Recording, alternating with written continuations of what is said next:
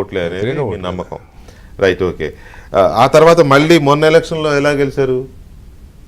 అది అంత ఈజీ కాదు ఒక ఎంపీ. అంటే నా లెక్క ప్రకారం నాకున్న అవగాహన బట్టి జీవన్ రెడ్డి గారు ఫార్ సుపీరియర్ క్యాండిడేట్. అవును, కల్వకుంట్ల కవిత కన్నా జీవన్ రెడ్డి గారు చాలా స్ట్రాంగ్ క్యాండిడేట్. కరెక్టే. And sensitive candidate. Sensitive candidate, మంచి క్లీన్ ఇమేజ్ ఉన్న క్లీన్ ఇమేజ్, ఏజ్ వచ్చింది, సీనియారిటీ ఉంది, సింపతి ఉంది, అసలు ఎక్కడ కాంట్రవర్సీ లైఫ్ లాంగ్ లేదు, సింపతి ఉంది, అన్నీ ఉన్నాయి. ప్లస్ కాస్ట్ కూడా బలమైన కాస్ట్. సో ఇవన్నీ అంటే జీవన్ రెడ్డి గారు definitely far superior candidate then కవిత.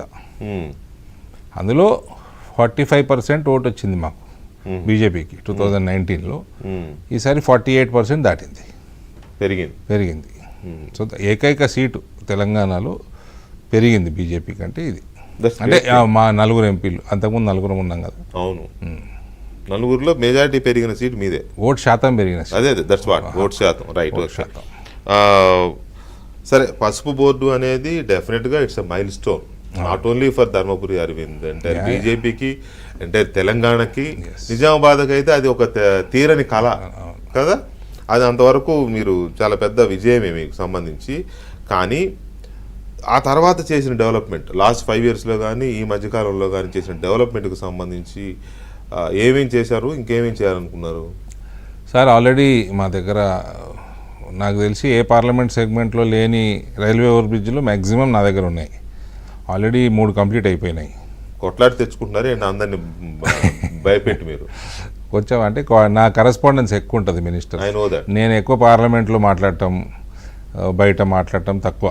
ఎక్కువ నేను డైరెక్ట్గా డీల్ చేసుకుంటాను, మాటలు తక్కువ చేసుకుంటాను. ప్లస్ ఒక ర్యాపో, కొద్దిగా బిజినెస్ బ్యాక్గ్రౌండ్ నుంచి వచ్చాం కాబట్టి పర్సనల్ ఈక్వేషన్ డెవలప్ చేసుకోవటము, ఇవన్నీ కూడా కొంచెం ఢిల్లీలో నేను కంపేర్ టు అదర్స్ నేను కొద్దిగా ఎక్కువే ఉంటాను.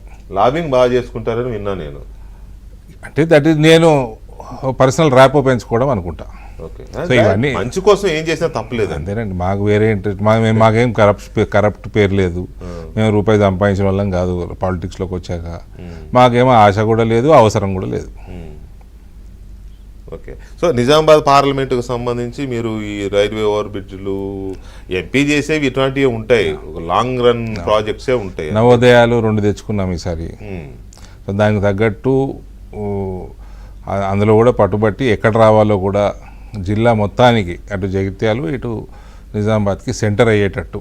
ఎందుకంటే ఇప్పుడు మా దగ్గర అన్ని పార్టీలు ఉన్నాయి, ఎమ్మెల్యేలు. అవునవును. సో అందరితో కోఆర్డినేట్ చేసుకున్నాను, కాంగ్రెస్ అయినా సరే